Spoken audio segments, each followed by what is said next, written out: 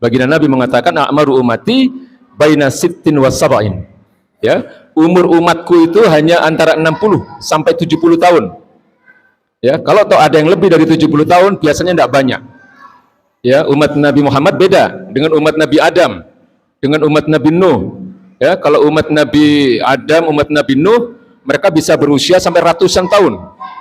Ya, Nabi Adam usianya 1000 tahun. Ya, Nabi Nuh usianya 950 tahun. Nabi Ibrahim usianya 200 tahun. Kalau kita, ya sebagaimana baginda Nabi, usianya baginda Nabi adalah 63 tahun. Dan 4 sahabat Nabi yang mulia, yang ketiga-tiganya, yaitu Abu Bakar As-Siddiq, Umar bin Khattab, dan Ali bin Abi Thalib, ketiga-tiganya wafat dalam usia 63 tahun. Hanya Utsman bin Affan yang wafat pada usia 82 tahun.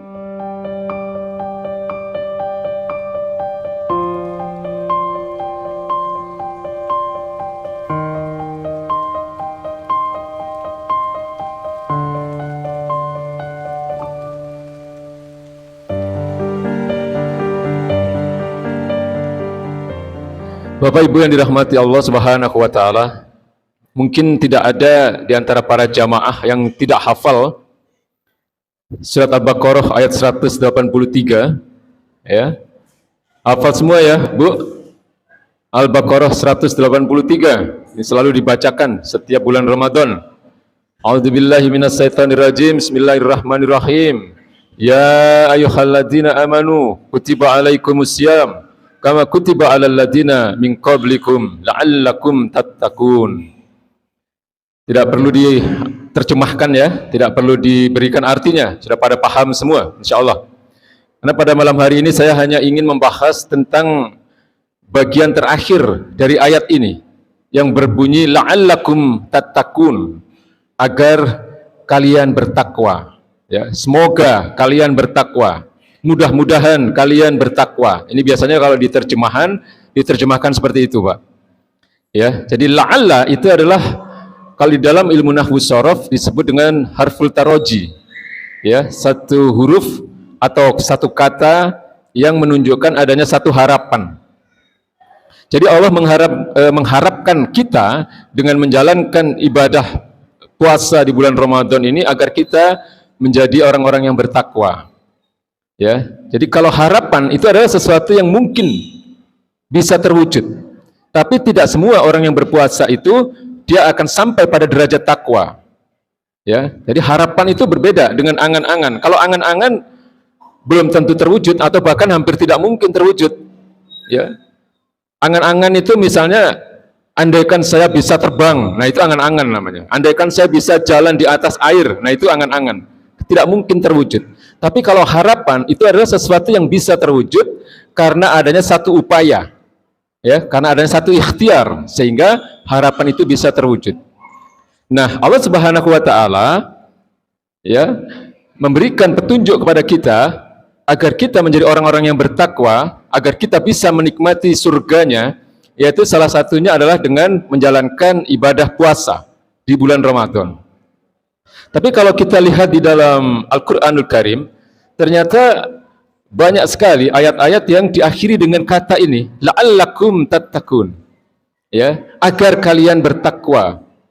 Contohnya adalah di dalam surat Al-Baqarah ayat 179. Ketika Allah Subhanahu wa taala memerintahkan agar baginda Nabi sebagai seorang kepala negara pada saat itu menjalankan hukum kisos. Ya ayyuhalladzina amanu kutiba alaikumul kisos, ya, dan seterusnya hingga akhir ayat. Itu ayat 178-nya. Tapi di dalam ayat ke-179 Allah katakan walakum fil qisasi hayatun, ya, ya ulil albab la'allakum tattaqun. Ya, ketahuilah bahwa di dalam kisas itu, ya, bagi kalian itu ada kehidupan, wahai orang-orang yang berakal. La'allakum tattaqun, agar kalian bertakwa. Ya, jadi ayat ini diakhiri juga dengan la'allakum tattaqun, atau di dalam surat Al-Baqarah ayat 21. Allah katakan ya ayuhan nas u'budu rabbakumul ladzi khalaqakum walladzina min qablikum la'allakum tattaqun. Wahai manusia, sembahlah Allah Subhanahu wa taala yang telah menciptakan kalian dan telah menciptakan orang-orang sebelum kalian. la'allakum tattaqun, agar kalian bertakwa. Jadi artinya apa? Untuk mencapai derajat takwa itu tidak cukup hanya dengan melakukan ibadah puasa di bulan Ramadan. Ya. Jadi takwa itu satu status di hadapan Allah Subhanahu wa taala yang merupakan status tertinggi di kalangan orang-orang beriman. Yang pahalanya atau ganjaran dari Allah Subhanahu wa taala yaitu surganya Allah Subhanahu wa taala. Ya, inna akramakum indallahi atqakum. Sesungguhnya yang paling mulia di antara kalian di sisi Allah Subhanahu wa taala adalah orang-orang yang paling bertakwa. Ya. Lah, lalu kemudian untuk mencapai derajat takwa itu membutuhkan pengorbanan sebagaimana yang saya sampaikan tadi, butuh perjuangan. Ya, karena surga itu bukan sesuatu yang murah. Surga itu bukan sesuatu yang dengan mudah untuk bisa didapatkan oleh manusia. Ya, harus ada upaya, harus ada perjuangan, dan Allah Subhanahu wa taala telah menunjukkan jalannya.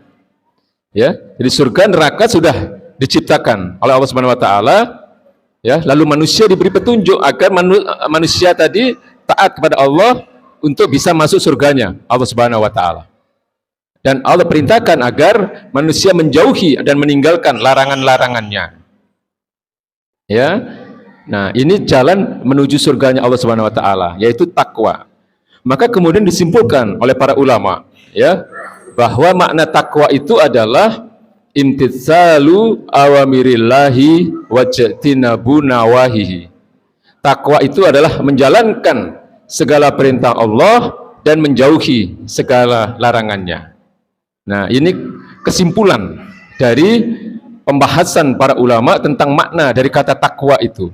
Karena kalau kita lihat di dalam Al-Qur'an ataupun di dalam hadis, ya, kata takwa itu memiliki banyak makna. Jadi kata takwa itu memiliki banyak penjelasan, ya, baik di dalam Al-Qur'an ataupun di dalam hadis ataupun di dalam penjelasan para ulama. Ya, tapi tentu kita semua ingin menjadi orang-orang yang bertakwa, betul ya? Ya, kita tentu semua ingin mencapai status takwa, mencapai derajat takwa ini. Ya, buat apa kita puasa? Ya, menahan lapar, menahan haus, mulai dari fajar sampai tenggelamnya matahari. Ya, kalau tidak untuk mencapai derajat takwa itu, ya, maka kemudian sebagaimana yang saya sampaikan tadi, ada upaya, harus ada perjuangan untuk bisa mencapai derajat takwa agar Allah memberikan ganjarannya, yaitu surganya Allah Subhanahu wa taala. Ya, imtitsalu awamirillahi wajtinabu nawahihi.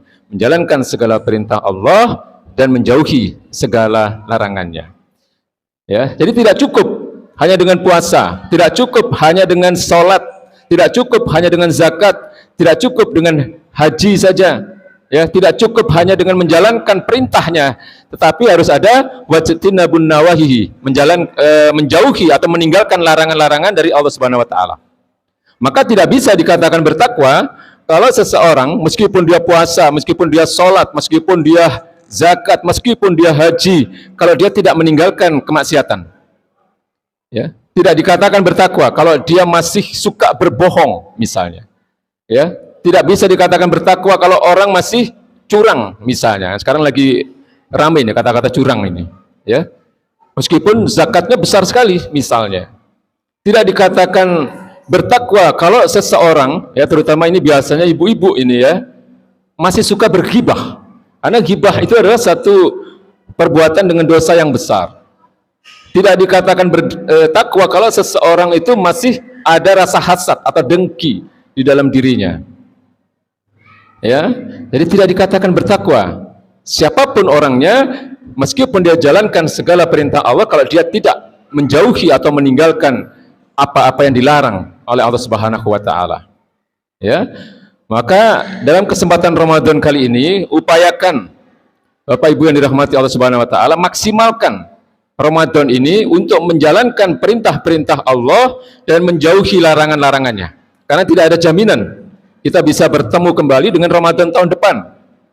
Ya, banyak saudara saya, sahabat-sahabat saya yang tahun-tahun lalu masih bersama-sama, ya, dalam menjalankan ibadah di bulan Ramadan, tahun ini sudah tidak ada lagi. Ya, sudah meninggalkan kita. Nah, ini tidak ada yang tahu kapan usia kita. Baginda Nabi mengatakan a'maru ummati baina sittin wa sab'in. Ya, umur umatku itu hanya antara 60 sampai 70 tahun. Ya, kalau toh ada yang lebih dari 70 tahun biasanya tidak banyak. Ya, umat Nabi Muhammad beda dengan umat Nabi Adam, dengan umat Nabi Nuh. Ya, kalau umat Nabi Adam, umat Nabi Nuh, mereka bisa berusia sampai ratusan tahun. Ya, Nabi Adam usianya 1000 tahun. Ya, Nabi Nuh usianya 950 tahun.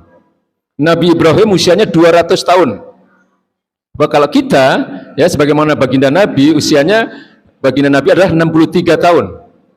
Dan 4 sahabat Nabi yang mulia, yang ketiga-tiganya, yaitu Abu Bakar As-Siddiq, Umar bin Khattab, dan Ali bin Abi Thalib, ketiga-tiganya wafat dalam usia 63 tahun.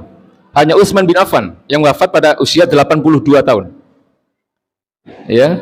Nah, kita ini dikatakan oleh baginda Nabi, ya a'maru ummati baina sittin was sab'in. Umur umatku itu hanya sekitar 60 sampai 70 tahun. Ya. Kalau ada yang lebih dari 70 biasanya tidak banyak. Nah, maka kalau saya lihat di sini wajahnya bapak-bapak ini lebih dari 50% usianya lebih dari 70 ya, Pak ya. Nah, ini sudah siap-siap saja, Pak. Ya. Tapi belum tentu juga yang lebih tua dipanggil duluan, belum tentu.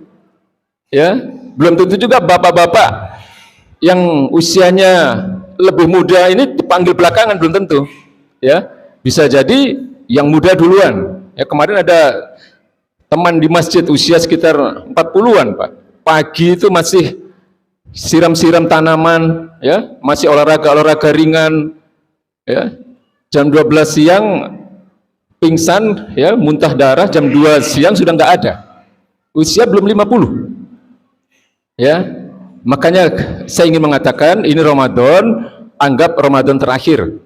Ya, anggap tahun depan insya Allah kalau diberikan kesempatan oleh Allah Subhanahu wa taala untuk bisa bertemu lagi dengan Ramadan, alhamdulillah. Berarti kita masih diberi kesempatan untuk bertaubat. Ya, kesempatan untuk mengumpulkan amal soleh. Ya, kesempatan untuk senantiasa beristighfar, memohon ampun kepada Allah Subhanahu wa taala. Tapi belum tentu. Ya, maka maksimalkan supaya kita mendapatkan jannahnya Allah Subhanahu wa taala, mendapatkan surganya Allah Subhanahu wa taala. Dan insyaallah kita akan dipertemukan ya dengan orang-orang soleh, dengan baginda Nabi, dengan saudara-saudara kita kaum muslimin yang semuanya berada dalam jannahnya Allah Subhanahu wa taala. Baik, saya kira itu yang bisa saya sampaikan. Mudah-mudahan ada manfaatnya. Billahi taufik wal hidayah. Wassalamualaikum warahmatullahi wabarakatuh. لا إله إلا الله وحده لا شريك له له الملك وله